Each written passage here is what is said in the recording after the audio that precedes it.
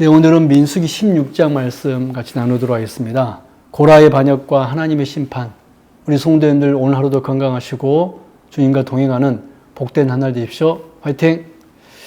사랑 여러분, 민수기 16장은 광야 생활 가운데 일어났던 대표적인 반역 사건인 고라의 반역을 기록하고 있습니다. 이 사건은 단순히 몇 사람이 지도자에게 불만을 가진 정도의 문제가 아니었습니다. 하나님께서 세우신 질서와 권위를 거역한 심각한 죄였습니다. 이스라엘 백성은 가데스 바네아에서의 불신앙 이후 40년 동안 광야를 방황하게 되었습니다. 긴 광야 생활 속에서 백성들은 점점 지쳐갔고 그 틈을 타 고라와 다단과 아비람이 백성들을 선동하여 모세와 아론을 대적하게 됩니다. 그들은 겉으로는 공동체의 평등과 거룩을 말했지만 실제로는 하나님께서 맡기신 직분에 만족하지 못하고 더 높은 자리를 탐한 것이었습니다. 본문은 하나님께서 세우신 질서를 무너뜨리려는 반역이 얼마나 무서운 결과를 가져오는지를 보여줍니다. 우리 오늘 이 말씀을 통해 하나님 앞에서 참된 충성과 순종의 삶이 무엇인지를 함께 살펴보도록 하겠습니다. 첫 번째 1절에 11절의 내용으로 불만과 교만은 결국 하나님이 세우신 질서를 거역하게 만듭니다. 고라는 레이지파 사람이었고 성막 봉사라는 귀한 직분을 맡고 있었습니다. 그러나 그는 하나님께서 맡기신 자리로 만족하지 못했습니다. 그는 다단과 아비람 그리고 회중의 지도자들과 함께 모세와 아론을 대적하며 모든 회중이 다 거룩한데 왜 너희만 스스로 높이느냐라고 비난합니다. 겉으로 보면 그들의 말은 매우 옳아 보입니다. 그러나 실제 문제는 하나님이 세우신 질서를 인정하지 않는 데 있었습니다. 모세 아론은 자기 욕심대로 지도자가 된 것이 아니라 하나님께서 세우신 사람들이었습니다. 그러므로 그들을 거역하는 것은 결국 하나님을 거역하는 일이었습니다. 특별히 고라는 이미 하나님께 귀한 사명을 받은 사람이었습니다. 그는 성막에서 봉사하는 특권을 받았음에도 더 높은 자리를 원했습니다. 인간의 죄성은 하나님이 주신 은혜에 만족하지 못하고 끊임없이 더 높아지려 합니다. 이것이 교만입니다. 오늘날에도 마찬가지입니다. 하나님께서 맡기신 자리를 귀하게 여기지 못하면 쉽게 불평과 비교에 빠지게 됩니다. 그리고 비교와 불만은 결국 공동체를 무너뜨리는 죄로 이어집니다. 하나님은 각 사람에게 다른 직분과 사명을 맡기셨습니다. 중요한 것은 크고 작은 자리가 아니라 하나님께서 맡기신 일에 충성하는 것입니다. 사랑 우리 성도 여러분, 하나님이 맡기신 자리는 모두 귀한 자리입니다. 사람의 시선보다 하나님 앞에서 충성된 일꾼이 되는 것이 더 중요합니다.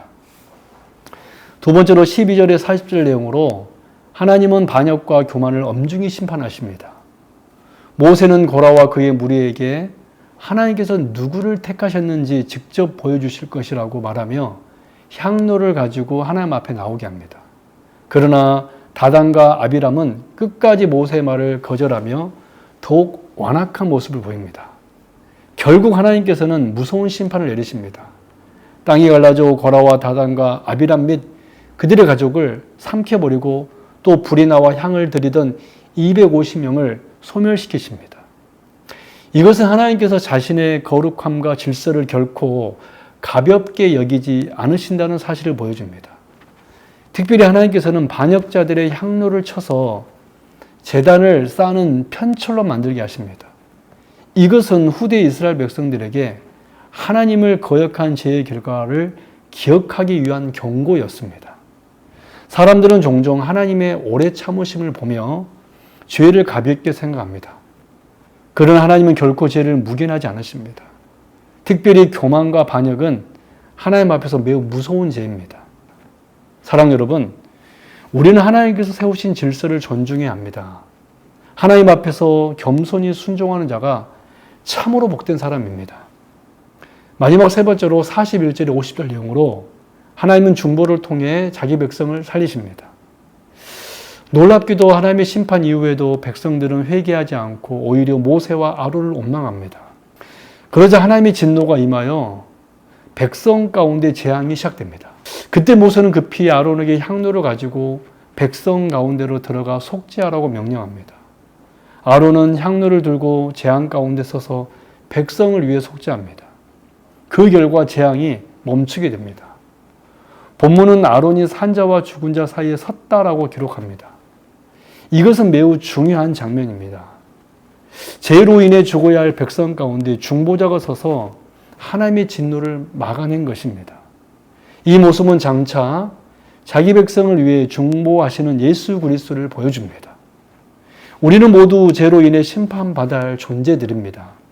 그러나 예수 그리스도께서 십자가에서 우리 대신 하나님의 진노를 담당하심으로 우리를 살리셨습니다. 그리스도는 참된 대제사장이시며 영원한 중보자이십니다. 사랑하는 여러분, 우리는 자신의 의로 살아가는 존재가 아닙니다. 오직 중보자 되시는 예수 그리스도의 은혜로 살아가는 존재입니다. 그러므로 우리는 더욱 겸손히 하나님 앞에 나아가야 합니다. 정리합니다. 민수기 16장은 고라의 반역과 그에 대한 하나님의 심판을 통해 하나님께서 세우신 질서와 거룩함이 얼마나 중요한지를 보여줍니다. 불만과 교만은 결국 하나님이 세우신 질서를 거역하게 만듭니다. 하나님은 반역과 교만을 엄중히 심판하십니다. 그러나 하나님은 중보를 통해 자기 백성을 살리시는 은혜의 하나님이십니다. 이 모든 말씀은 결국 예수 그리스도 안에서 완성됩니다. 예수님은 참된 중보자가 되셔서 죄 가운데 죽어야 할 우리를 살리셨습니다. 그러므로 우리는 자기 욕심과 교만을 버리고 하나님께서 맡기신 자리에서 충성하며 살아가야 합니다. 여러분, 하나님께서 맡기신 사명을 귀하게 여기시기 바랍니다. 비교와 원망보다 감사와 충성으로 살아가시기 바랍니다. 그리고 언제나 겸손히 하나님께 순종하며 참된 중보자 되시는 예수 그리스도를 의지하는 저와 여러분 되길 바랍니다. 아멘.